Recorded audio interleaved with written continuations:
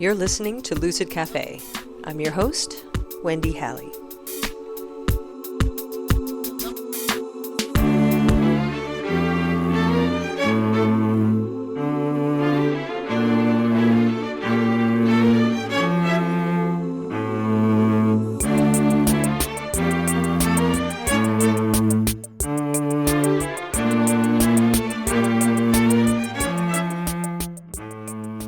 Hello and welcome to Season 8 of Lucid Cafe, a podcast exploring healing, consciousness, and the complexities of being human.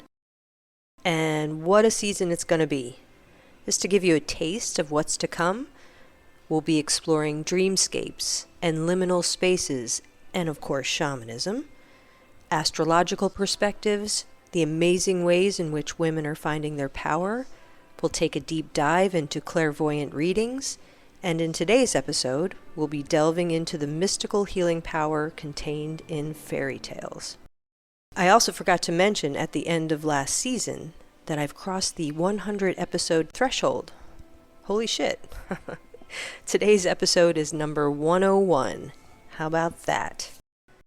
I also wanted to let you know that I'm offering a free webinar on Saturday, November 8th, 2025, called Entering the Age of Possibility, Reframing This Challenging Time, where I'll draw upon indigenous prophecies, a variety of shamanic visionary experiences I've had, Polynesian wisdom traditions, and the insights explored in my new visionary fiction novel, Raven's Daughter, in order to offer a powerful reframing of our current reality, one that reveals the hidden potential within the disruption. If you'd like to learn more or sign up, I'll leave a link in the show notes. All right, so on with the episode. My guest, Danielle Dulsky, is a fellow heathen visionary, painter, and word witch. I love that she calls herself a heathen. She's the author of Seasons of Moon and Flame, Women Most Wild, and The Holy Wild. She teaches internationally and has facilitated circles, embodiment trainings, communal spell work, and seasonal rituals since 2007. She is the founder of the Hag School and believes in the emerging power of wild collectives and sudden circles of curious dreamers, cunning witches, and rebellious artists in healing our ailing world. In this conversation, we discuss Danielle's new book, The Night House: Folklore, Fairy Tales, Rites, and Magic for the Wise and Wild, and how the hidden intelligence embedded in these ancient tales of mysterious origins can offer a potent and transformative window into ourselves. So please enjoy my conversation with Danielle Dulsky. Danielle, thanks so much for joining me. Thanks so much for having me. So happy to be here. So you have a new book out, The Night House: Folklore, Fairy Tales, Rites, and Magic for the Wise and Wild. Yeah. It's a very inviting cover, just right off the bat. It was for me anyway. They did a good job of creating the mood Yeah, because your writing style is super enchanting. thank you. And given the topic, or I should say, given the territory you're covering, it makes sense that you would write in this very enchanted way. So, before we get into your book, I'd like to learn a little bit more about you because Mhm. I don't know much about you. So, the Hag School, tell me about the Hag School. Yeah, yeah. So the Hag School was born in 2019, and I was actually just reflecting on that period in my life. It was like autumn of 2019, where I really did have this kind of compulsion to start moving some of my work virtual. And I didn't really understand why, because I didn't really like teaching virtually at the time. And just, it was all about the real life circles, and people would come to my house, and I was teaching witchcraft out of my house and yoga out of my house for, I don't know, 5 years before that. So So, this, did you feel the coming pandemic on this very ethereal level, you think, maybe? I think I did. I didn't feel that there was anything very ominous coming at that point. It was just kind of like, all of these different forces were lining up. There, I was not techie. I mean, I know many of us weren't, but I was not as techie as I am now at that time. And I had suddenly had this assistant who, was very well versed in all things technology, building websites and online courses and all of that. Super So helpful. Yeah. she just started doing it. Without her, I don't know what I would have done. Probably would have just hidden my cave when COVID happened. But yeah, so the Hag School was born out of not only that, but also having connected with all of these different, very skilled teachers in witchcraft, storytelling, conscious dance, all of these other areas that were not my strong suit, and feeling like, oh, well, I'm pretty good at creating communities. So let's see what happens if I create this Hag School that's like this virtual place where people can come to learn, and there's nothing necessarily binding and hidden about it. And every teacher could just kind of do their own thing. So that was how it originated. And then, COVID happened in March of 2020. I had one of my books was coming out in March of 2020. So it just had this big It's climactic, great timing. Yeah. all of my work falling apart and being reborn within the space of a couple of months. And it just really seemed like the Hag School was one of those ways where the witch stays a step ahead, even if she's not totally conscious of how and why she's doing that. So yeah. So it's grown a lot since then, but that's how it started, and it's still a place where a lot of different witches can come to learn from other witches, and we do have real life things now, which is nice, but there's still the virtual option, so we can reach around the world. So yeah. Oh, cool. That's very cool. So, I mean, you consider yourself a witch? I do. Yes. Okay. Hmm. How did that, was this something you were born into, or did it enter your life later? It entered my life later. I was definitely not born into it. I usually describe my childhood as this, well, when I'm talking about the weird product that is me, my mother was pretty strict born again Christian, especially when I was younger. So I went to a born again Christian school. I went to church twice a week. And then my dad was an atheist biker, Vietnam vet. What a Um, couple. Outlaw, criminal in some ways. So yes, very different people. And they were Your married mom and probably had to divorced, do a lot of praying for him. and me. They were married and divorced three times, but like stayed together the whole time. So it was That's very fascinating. volatile, Wow. very dysfunctional childhood.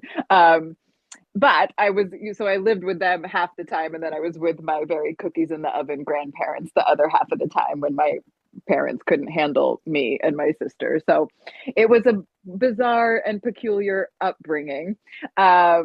But I feel like I wouldn't be as willing to sort of test the boundaries and see how much I can get away with in life if I wasn't raised in that weird dynamic. Um, so witchcraft didn't really enter into the equation until after I graduated high school. I moved to Ireland. I think, again, the witch staying a step ahead even when she's not trying, to find some sort of ancestral belonging when I was raised in such a weird way. And I did find that there. I lived there for a little while and then came back and, met the guy, went to art school, moved to Florida from Pennsylvania. And the moment I name as like my big witchcraft moment wasn't when I'm, hiding Starhawks, the spiral dance under my bed when I'm a teenager, although I did that. It wasn't when I was trying to figure out how to cast spells for the first time just in my kitchen with the baby screaming in the background, although I did that. It was a little bit later when I was around 25. So this was really exactly 20 years ago, probably from right now, where it's a middle of the night moment and I'm nursing one of my sons. And it's just one of those like lonely, why me moments and thinking about how spellcraft really makes me feel more autonomous and powerful and sovereign than really anything else I had done up until that point, spiritually anyway. And I was just looking at my baby and thinking about how I didn't want him to have to hide anything about who he was, and feeling a little bit hypocritical about how I was really hiding that. And part of Hmm. the reason I was hiding it is because it wasn't just because I didn't want to be burned at the stake, it was because I didn't really want to have to explain myself. I get that more than you know. Yeah. I just didn't want to have to talk about it. I mean, I still feel that way a lot of the time. Um, So I'm asking you so annoying questions about it. Yeah. yeah, like, if I go to parties and people ask me what I do, I don't say author, because the next question is always, well, what do you write about? And then I have to talk about witchcraft.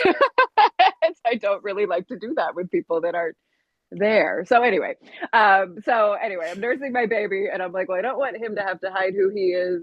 So I'm not going to hide it anymore. And I just decided, like, I'm not going to shout it from the rooftops or anything, but I'm not going to go to extra effort to make other people comfortable. And if I don't feel like explaining myself, I just won't. And so that was the moment that I name, is like, maybe I had sensed and identified as a witch before that, but that moment of feeling like it might be witnessed by other people was sort of like this great epiphany that I really think set me off on the path that I've been walking since then. You And and of you course, literally stepped into that yes, that part of yeah, you. Yeah. yeah. So, after that, it was like, if anybody would ask me if I was a witch, I would say yes. Because it comes up a lot, like when you're at the grocery store. Hey, are you a witch? Well, no, I guess not when I'm at the grocery store. I am heavily tattooed though, so I do get questions about, like, what do the symbols on your fingers mean? Ah, okay, I gotcha. So curious folks will find out. Yeah. I Yeah. mean, even yesterday I was at this antique store, and the woman who was there started just asking me about, like, how to clear haunted items. And I was like, how does she know that I might know how to do that? Hmm. It's almost as if you have a neon sign over your head. I guess. Ask me weird shit. Yeah. Um That's cool. That's very cool. So I imagine your life is very colorful as a result. Yeah? It is colorful. It was, after that strange chapter in my life when my kids were very young, there was this great wounding, which seems to be kind of like a bizarre rite of passage that a lot of witches experience, that came with my Saturn return during my late 20s, where my original witchcraft teacher, who was very like my mother and my best friend at the same time, she just kind of like was the great wounder of my life that made my entire family fall apart. Oh, And so I wow. moved back home then to Pennsylvania, and was like, well, I'm never going to teach witchcraft. I still won't hide it, but I'm not going to teach witchcraft. And that lasted about 5 minutes. And then, I found this community that was very loving, welcoming, incredibly liberal in all of the ways that we want things to be liberal anyway. And I had a coven there, like, within, I don't know, 2 years after moving back home. So that was now 13 or so years ago. And yeah, the rest is kind of history. There's something Wow. about, like, having it, like, I've always looked at witchcraft as being, at least in part, an art. I love the beauty of crafting spells. I love building the altar and all of those things that kind of aligned with my artist and creative nature. And so there's something about having it witnessed that, like, makes it shine a little bit brighter. So, the writing of the books, and the, having people come together and cast spells and move through rituals, that's been the heart of what I would think my purpose or my calling is, at least for the last 10 or 15 years. It's not Great. easy. No, I imagine it's not easy, but you're doing it, and I'm doing it. Yeah. that's gotta feel really fulfilling. Yeah. And you're probably, I mean, I imagine you're serving a lot of people and helping them connect with their own inner witches. Yeah. Yeah, I hope so. I'm always grateful for, when I talk to other people that are thinking about leading real life, I'm going to say magical experiences. And I know all of the common like fears and trepidation around that. And a lot of those things that other people worry about and maybe have even encountered, I haven't really encountered in my work. Like, it's not like there aren't conflicts when there's a bunch of women who come together There for is a that, long period of yes. time. There are those, Yeah. but enough to stop me from doing it. I've definitely not encountered that. So yeah, I do feel really grateful that these spontaneous communities that I'm able to create, they always seem to work and be right and feed people in the way that they need to be fed. Well, I mean, that would be a reflection on you because if you're facilitating those processes, then you're setting the tone. You're kind of creating a culture of Yeah, of openness around that. So it's yeah, that it that's how that works, I think. yeah, yeah, I hope so. A lot of it feels lucky, if I'm being honest. Well, but we could go back to that kind of that part of you that seems to have a knowing that you're not always consciously aware of. It's true. Yeah, Right. It's yeah. true. It makes Yeah. perfect sense. Yeah, that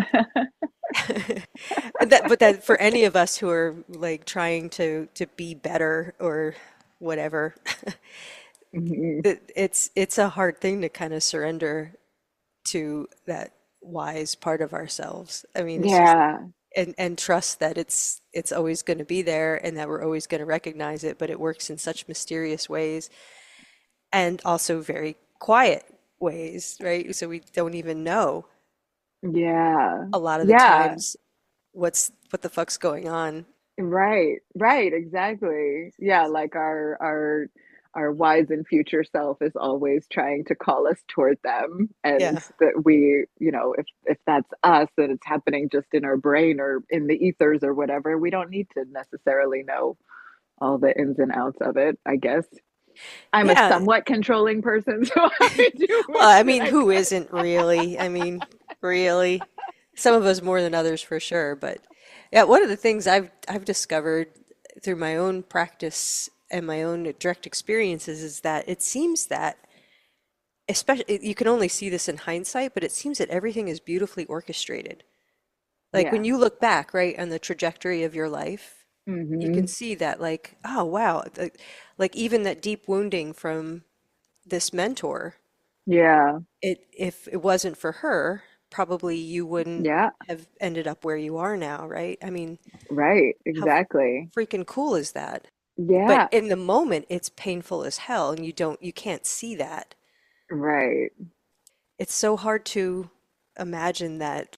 I mean, all this terrible shit that's happening is actually there might be something to it. There's some intelligence afoot. Yeah, Yeah, that's how yeah. I feel.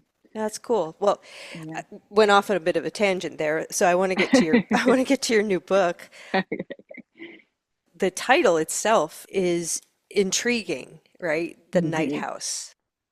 Yeah. So, what do you mean by the Night House? What is that symbolic of?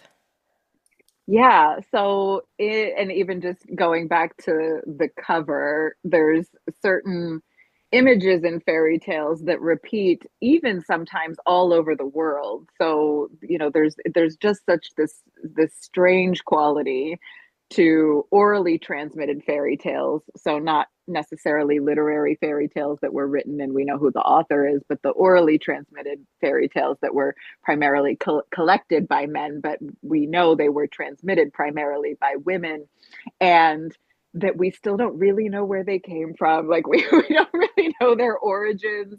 And there are these common images that repeat, whether the fairy tale was, there's the fairy tale of the handless maiden, for example, has the most popular version is the German version, but there's a version that's written in Swahili that's almost the exact same plot line, So from a very different part of the world, but the imagery is the same. So I just fell in love with that because I love, the oracles that seem to be there, and we don't really like reading the birds or, reading the trees, and the oracles that seem to be universal and where did they come from.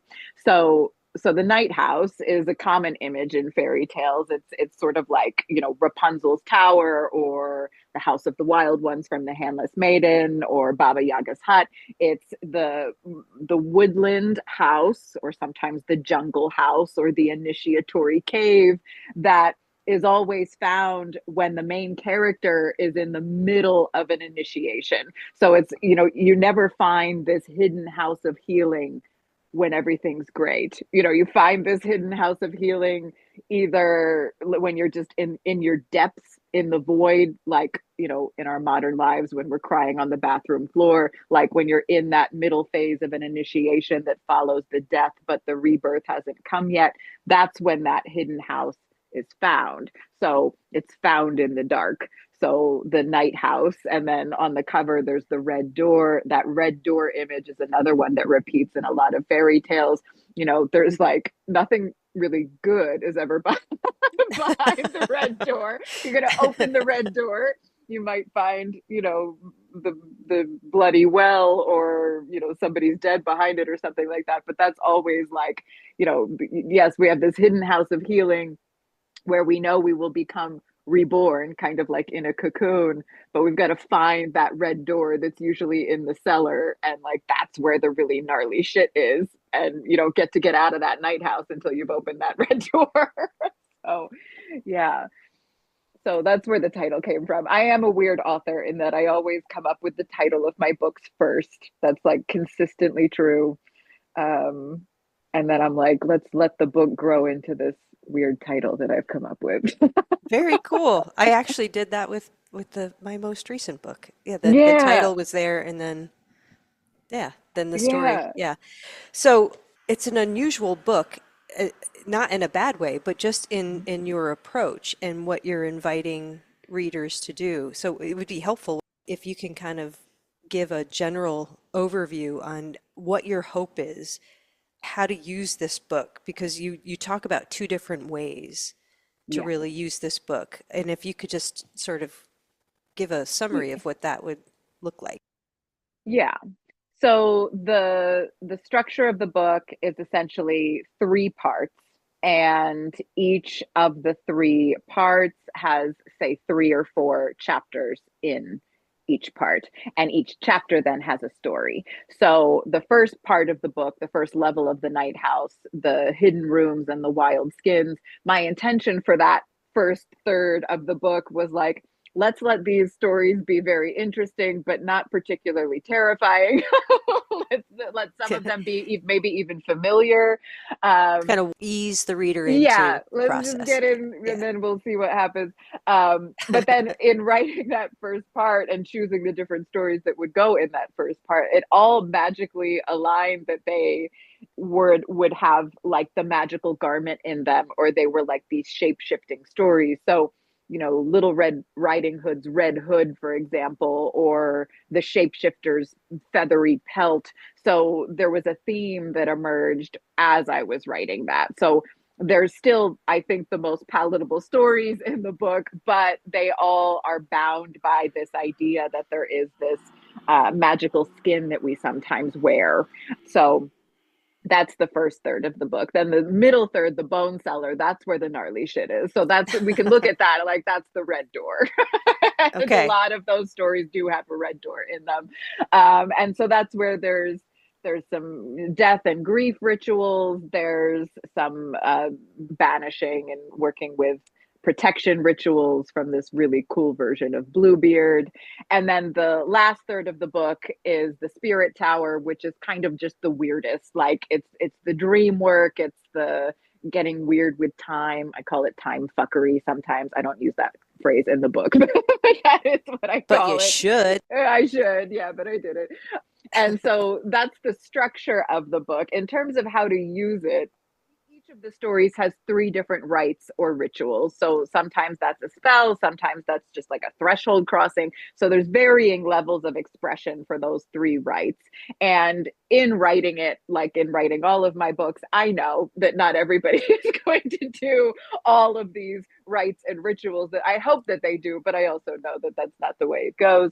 So it's totally fine to read the book, as I know a lot of people have, read the book and read the stories. And all you really need to do is, after you've met one of these stories for the first time, and the secret is it's not really unique to the stories that I chose. So you can really do this with any fairy tale, with any myth, with any old story. Once you encounter it, you just ask, after the story's over, what's one question that I still have? Like, what do I still wonder now that the ever after has come, the story's over? It's usually something frustrating that a character did, or there's like a plot hole or something like that. And so you name that question, and then you ask yourself, why was that my question? Like, how is that the very question of my life right now? And it works every single time. Nice. So Yeah. even if they stop there, like, that's fine. They don't have to cast the circle, build the altar, and do all of the other things that are in there. They can just do that. And that can give, sometimes you can even just do it with one story and it'll give you enough medicine. So there's definitely different levels of expression in the book where you don't necessarily have to go all in, but if you want to, you can. Or you can come back to it another time Yes. when you feel more Hmm. ready. Yeah. So what do you Yeah. think it is about reading a story that way, getting to the end of an old fairy tale and then asking that question, like, what do you think you're tapping into by Yeah. asking that question? Yeah. Well, two things, I guess. The first thing is, I really have come to a firm belief for me that these stories have this hidden intelligence, like an energetic current that runs through these stories. And that energetic current, just like, if anybody would be a practitioner of energy medicine, the idea that the medicine always goes straight to the wound no matter what. So it doesn't really matter like what the practitioner is thinking, and you can't really screw it up and do it wrong. These stories work in the same way, where they seem to go exactly where they need to go. When I'm in a circle of people and we all share those missing pieces questions at the end, everybody's question is different. Everybody comes to this different epiphany from the story that doesn't match anybody else's. Even if they seem to be kind of the same type of person, it still seems to be very unique to them. So there is something kind of otherworldly that feels like an energetic current, almost an electric current that runs through these stories that just goes where it needs to go every time. So there's that. And then I think in another way, the stories are just like any other oracle, the oracle cards or the tarot, or the pendulum or whatever, the dream, whatever you use in your practice, that just really reveals to you what you already know. So, when you work with an oracle, it's just kind of mirroring back to you the hidden knowledge that was there anyway. You just kind of didn't realize it until the oracle showed you. Okay, so I just want to make sure I understand. So you Hmm. you read, let's say, the Red Hood, Red Hmm. Riding Hood, Hmm. and the thing that you're stuck on is like I'm just I'm drawing a blank. Yeah. Like well, you come up with something that is just unsettling about like Yeah. why did it go this way instead of that Yeah. way, or why did she say this and not this or whatever.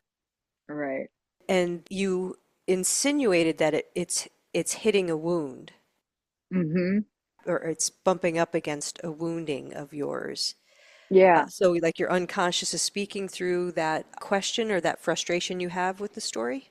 Yeah, it doesn't have to be a wound. It sometimes, it often is, but it could be like just a worry or a tension or some kind of an ache. Usually, the question that emerges, it doesn't just have it has what I call the wish and the worry wrapped inside of it. So it's not just the achy bit, even though I do think a lot of the time that's the most important bit, is the achy bit, but it often has the wish or the desire in that same question. So, for example, I did just work with the Red Hood this past weekend with a group of women. And one of the questions that came out was like, why didn't the grandmother protect herself? Like, she's lived in this woods her whole life. Like, did she not know that there were wolves around that might come into her Great question. house? um, and so, the wish would be, to maybe recall the wisdom of the grandmothers, or to be able to be vigilant or something like that, depending on what that person's interpretation of the question was. And then the worry is like, what if I'm missing something? What if, given everything I've lived through in my life, I'm forgetting some important piece of wisdom that I need to protect myself? So that's kind of the starting point. But then, yeah, you can dig into that worry about, like, what if I'm not being vigilant enough, or what if I'm forgetting an important part of my ancestral wisdom, and then figure out where to go from there, whether it's a healing spell that needs to be cast or something a bit more mundane. I mean, even therapy, or sometimes having a conversation with the grandmother, like something like that. So the direction that you go after that is, there's infinite possibilities. But yeah, that initial question has often the wish and the worry wrapped right inside of it. That's very cool. And I Mhm. love just that sort of indirect but very direct way of getting there. Yeah. Yeah. And how it works every time. I still don't really know why. I haven't really found anything else in my witchcraft that like works for everybody in a circle every time, and that really does. Even the witch adjacents, or people that don't identify as witches. But that speaks to the power of story, Hmm. especially these ancient stories, right? Yeah, That, like you were saying, I guess the origin is a giant mystery, but they're yeah, universal. They're universal stories, I guess. And at least the themes show up around the world, yeah. like archetypes. Yeah, right. The archetypes, even the plot line sometimes is very similar in these strange ways. So yeah, I just love thinking about, like, why and how could the handless maiden exist in Germany and Africa, and it's the same exact plot, and it's a weird plot too. It's not like it's not a typical hero's journey, I don't think. Um, and there's a Jungian idea that the stories originated in somebody's dream. So, when there was no television or anything else to talk about, we'd wake up like we still do today and be like, you're not going to believe what I dreamt about. And, that was whispered down the lane for then centuries, if not thousands of years. And it became this fairy tale that we know now. So, of course, we don't know if that's true, but I do love that idea. I hope that that's true. Yeah, I'd like to hope that's true too. There's a weird kind of sense it makes. Yeah. Yeah. I think so. And then, I also love that we still, I mean, even fairy tale nerds like me still kind of have this embodied sense of dismissal with the phrase fairy tale. There's, like, just something, it's not like, I love fairy tales, it's the heart of my work, but I'm scripting the description for a workshop or something, I'm very careful about using the phrase fairy tale, because I know that there's something in us that doesn't take it seriously, and that's necessary. It's necessary that part of us doesn't take it seriously and looks at it as if it is just a children's story. That's how these stories were able to survive throughout times in history when they would have otherwise been hunted or outlawed, because they had spells and rites tucked in, witches' charms chucked Oh, inside of them, but they were just children's stories. So, you so know, disguised, basically. yeah, and likely not on purpose. And so, going back to this hidden intelligence that's in these stories, they kind of knew how to get away. Like, that's the way I look at it anyway, is it wasn't necessarily a collective agreement among the Weaver women and the midwives. They were going to just, like, let's pretend these are really children's stories. I don't know that that happened. Part of me hopes that that happened, but that they were perceived in that way allowed the stories to survive relatively intact. Like, I can see this in myself when I go to revision a story. Like, let's say there's an ending that doesn't sit well with me and I want to make it a little bit different, the story really resists that. There's like this fidelity that you have to the story that seems to be true more of these fairy tales than it does of, say, a myth or another type of old story. So yeah, I really feel that they are alive. I know that that's weird for a lot of people to understand. Not you, but a Yeah. lot of people. Yeah, no, yeah. I feel like I'm always giving that caveat too. I know this is weird, but hang in Yeah. there with me. Yeah. But just consider. But yeah, I mean, just think about how that story has been such a potent tool in human history. Since we've had Yeah. language, right? That's how we've taught Mhm. important things to each other, Yeah. how we've remembered our ancestral lines, how we remember medicines, how we remember dangers and Right. things to celebrate, things about the natural world. Yeah, and that we dream, like that's what I come down to when people discount the power of story. I'm like, we dream in stories. Like every dream is a plot line. You know, when you're talking about a dream to somebody and you're like, so I'm walking down the road. I mean, that's the exposition. That's the once upon a time.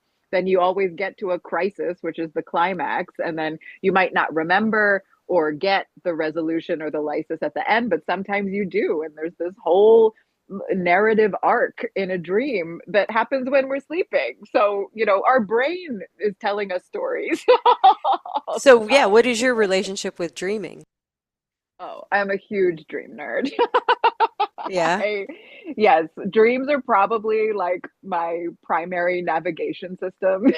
And so yeah. if I'm in a place, I call it like a dream dry chapter of my life, which I forget which of the dream nerds that I follow. I think Dr. Stephen Eisenstadt, I think, is the one who said this, where like if you are in a dream dry period where you normally remember your dreams, but you aren't for several months or whatever, that you're just on the cusp of this great like personal initiation because you don't really recognize yourself in the dream. So something that I believe that isn't part of my work, but I do believe this. Eric Wargo is one of the dream nerds. He's not witchy in any way. He's a scientist, but Hmm. his theory is like our brains are kind of pre-metabolizing the future through our dreams all the time. And so every dream in his theory is prophetic, and you just have to dig out the symbols.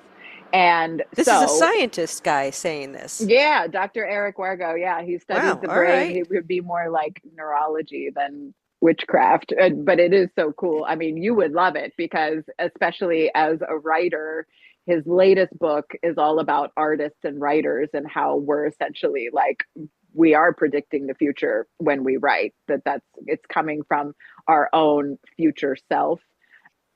And so if in your dreams you are your future self, if your future self is so weird because you've become someone so new, you wouldn't recognize them. And so you don't remember your dreams because they're coming from future you who's just so different post initiation. We don't know necessarily what's going to happen there to make you that version of yourself, but when you're in the dream dry period, that it might just be, you know, who you are in that dream is kind of inconsistent with who you believe yourself to be when you're awake. So And so it's a readiness thing. You're not yeah, right, you're not quite ready to aligned, remember. or you're going through menopause. Yes. That too. Yes, that too. I mean, talk about becoming somebody totally new. Oh, yeah. Yeah. Or actually, yeah, like a maybe more you. True version. Yeah. Yeah, a more you version of you. That's Yeah. that's what I'd like to think. I could be blowing smoke Hmm. up my own ass, but I'd like to think Yeah. that. Huh. Yeah. I hope so. I'm like in it. Are you? I am. I'm Oh, in it. yeah. It'll get better. Yes, thank you. It'll That's get what better, everyone says to except maybe me. your memory. Like seem to have lost mine. Anyway, so yes. So, yes, the power of story. While you were talking about dreams Mhm. just now, I was thinking about how very dreamlike fairy tales are. Right. Yeah. I hadn't really thought of it until just now, unless you already said it and it didn't really click in my brain parts, but No, I don't think so. But I mean, yeah, it's like what came first? mhm. Do we dream in this fairy tale way because of fairy tales, or were fairy tales somebody's dream? Yeah, exactly. Or both. Or both? Yeah. Yeah. Yeah, no, I love that. Thing that makes a fairy tale so different than, say, a murder mystery. Like if you're going to read fiction, you read a fairy tale versus a murder mystery as an adult, let's say, Yeah. is the symbolism. Right. If you think about it, right? Because a murder mystery, it's like a little slice of everyday life, and Yeah. some bad shit happens, and then a bunch of police come, and then they try to solve it, and then you're following whatever. I don't know, but I don't even know Right. why I'm like the king of bad analogies, and this is an example of that. But but the power of symbolism. I mean, we were kind of touching on this a little bit when you're talking about Carl Jung and the archetypes. But do you have any thoughts on just how rich the symbolic world is and why there's so much magic in that world? Ooh. I mean, the thing that's coming up, my initial response was no. I don't have any thoughts about I don't believe that. you. I mean, I have believed um since where did I come up with this? I don't know. Maybe getting into when I was getting into witchcraft and maybe a few spells that worked and kind of wanted to know why. And I think I've always had a kind of healthy skepticism, and I one of my favorite mantras is like witches always want proof. Like, we want proof that the magic is real. We cast spells because the last spell worked. And so, if you get to a place where it's boring and it's not working anymore, then you would stop doing it. So I really love this book called Where Science and Magic Meet by Dr. Serena Roney Dougal. I think it's pretty old at this point, but like I remember reading that, and she was very skeptical and scientific and trying to pick out these different reasons why not just magic works, but also like psychic activity and energy healing and all of these different kind of mystical practices that are ancient, Sounds like a but cool book, yeah. yeah, it is. It's a very cool book. And I think in that book she talks about this dance between the implicate realm and the explicate realm, and like, that the implicate realm is what's hidden. So ancestors, fairy, the other world, even maybe alternate timelines, like anything that we would say is maybe there and also bizarre and less provable by science, that everything originates there. And then it gets made manifest in the explicate realm that we can see. So thinking about this hidden original birthplace for everything as being like the seat of magic. And so, if we are talking collective unconscious and where these different symbols might live, I would say it's there. And then it gets made manifest in this explicate realm where, we try to make sense of our lives and go to work and fall in love and do all of those things that we do. Exactly. Yeah. No, I mean, that's a very shamanic description. Yeah. It's of the unseen world, because to me that is the world of information, and the Yeah. information is perceived symbolically, Right. and those symbols all have stories to tell. Yeah. Yeah. Yeah. And so it's as if these fairy tale authors are tapping into the unseen Yeah. realm and pulling these stories out, or maybe these stories are landing in their psyches somehow in a dream, or in some kind of altered state, perhaps. Yeah, I always recommend to people that are getting into storytelling, like speak it out loud as much as you can. Like, writing is still cool and I get that. But when you tell the story out loud, it's different every time. Like every time it's like a totally new, like not just encounter with the story, like a totally new, like falling in love with the story. Like a whole relationship life cycle goes on when you're telling that story, even if you've told it 10,000 times, and you do have a sense that the other world is speaking through you, like not the whole time, because you're getting, like, did I forget to tell that part? And Mhm. you do Did all I of use that. the right tense? Yeah. Yeah, exactly. But you always have at least one, and usually more, moments where you just like feel yourself speaking and you're like, I don't even know where this is coming from. You'll say a word you never say. You'll start to describe a character in a way that you just had never thought of before. So it's that spontaneous telling of the story, I think, that the other world's always there, I think, and trying to come through story, even if you're writing them down. But when you're speaking out loud, you get that proof in the moment that that is true. And I think we all need that as storytellers, like that proof that, like, oh, this really isn't coming just out of me. I am not the source of this thing. I'm the channel for this thing. Wouldn't it Yeah. be cool if we could just access that as adults with ease? Yes. Because there's so much wisdom there, right? As kids, we're open to it all the time. We live there. Yeah. Yeah, that's interesting that you say that, because, like, when we're kids, we have we encounter all the wounds about fear of being seen, and is the art worth anything, and all of that. Then that gets amplified and repeated throughout adulthood. But there's something about having it witnessed that seems important, having the story witnessed, that I think, like, when you're a child, you don't really care who's listening to you, but then you have that Exactly. Yeah. original wound of, like, you're being Criticism. too loud, or Yeah, yeah. exactly. And then that just dampens the works. Yeah. Yeah. And then there's that fear of having it witnessed. And the witnessing is the thing that makes it come alive, I think, because the stories want to move, they want to travel, so they want to be heard by Yeah, it's people. heartbreaking, isn't it, that we do that to ourselves? Or Yes. that we do it to each other, I should say. Yes, it Yeah. is. I know. So many, so many people all here that I'm 45 and they'll be older than me and saying, like, oh, I could never be an artist, or I'm not creative, and this painting is stupid. And I'm like, no. Good. I'm glad you're saying that because that's sad. And it's not It is true. sad. It's not true. I know. Sometimes it's beautiful, whatever it is they're showing. It's like, look at this amazing thing that I created. And then they'll be like, but it's worth absolutely nothing. Well, what does that even mean, right?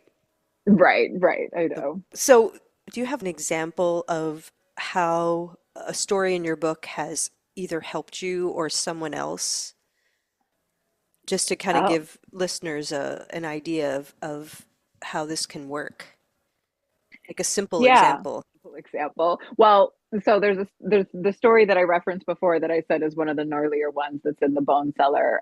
I think in the book I call it the Mage's Bird, but the original title is Fitcher's Bird. So it's the collected German version of Bluebeard, and it's a gnarly. I mean, Bluebeard's gnarly anyway.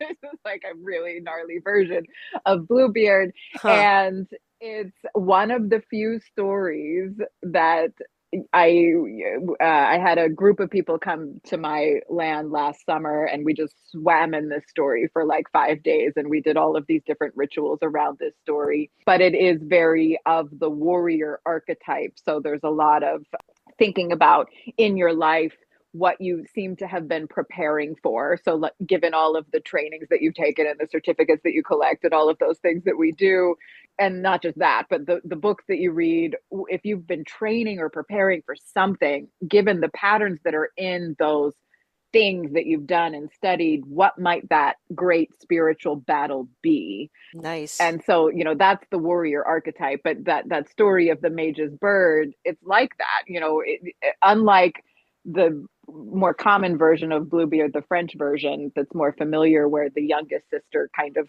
is very victim the whole time. In this version, she's like got the plan the entire time. The youngest sister, she's like, we're going to take this guy down. And she disguises herself. There's this ritual drama that's housed inside of it. And then at the end, she essentially like burns his house down with him in it. And not only that, but all of the people that knew what he was doing, murdering these women, they get burned alive too. Damn. So Okay. this really epic ending at the end. But the whole time it's like about the strategy. So like, I know that helped a lot of people feel a sense of empowerment at a time when the world story was definitely in this place of chaos and lack of clarity, and where were we going? And not that it's not still there. I was going to say was. Yeah. But if we think like back to summer of 2024, the vibe was this very peculiar, like, we could go that way or we could go that way. Oh yeah, yeah. It was the before.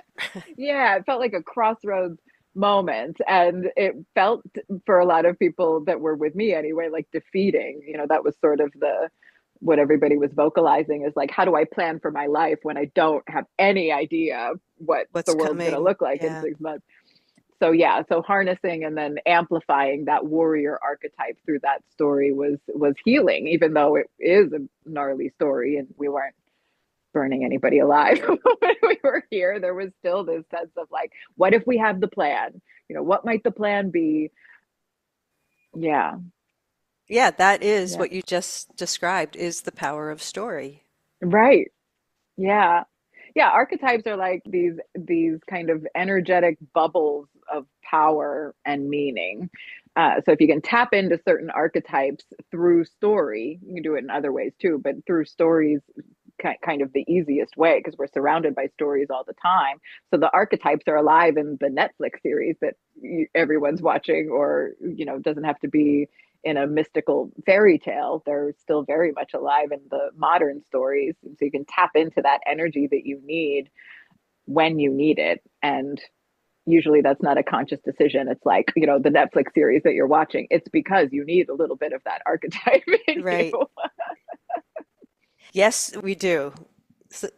Yes. And so there's always, like, since you brought up murder mysteries, there's a lot of conversations around like why women especially like love to watch the murder mystery Yeah, a true documentaries, crime. the Yep. true crime. And it's like, it's preparation. That's part warrior bird woman from that story. It would be weird if there were. I feel like it's weird when men love watching the true crime documentaries. When women watch them, it's because we want to know. Yeah. We're strategizing. Exactly. Mostly about what not to do. Yeah. Jesus. So, if someone would like to learn more about you or your work or hang out in the Hag School, how would they go about doing that? Yeah, so websites, DanielleDulsky.com is like my main website, and then thehagschool.com has its own virtual spot to live, but all of the things are there, and I hope they do. I hope they do too. So this has been fun. Thanks so much for coming on. Yeah, thanks so much for having me. All right, are you ready to get your witch on? You can learn more about Danielle and her offerings at DanielleDulsky.com or join the Hag School at thehagschool.com. Thank you for listening and for hanging in there with me since 2018. I want to thank Stephanie and Joanna with every cell of my body for their ongoing support of the podcast. Your support is so appreciated. Not only does it help alleviate some of the costs of producing each episode, which averages about 7 to 8 hours each, and is the reason why I can only put out an episode every 3 or so weeks, but it also tells me that you'd like me to keep going. So thank you. If you're enjoying the podcast and you'd like to help out by making a donation of any amount, please look for the Support This Podcast link at the bottom of the show notes. Getting additional support could help make it possible to release even more episodes, more frequently, which means I wouldn't have to turn down so many potential amazing guests, which are quite a few. I'll be back in a few weeks, where we'll be traveling into the liminal realms of shamanism and lucid dreaming with a lovely, highly experienced mother and daughter team. Until next time.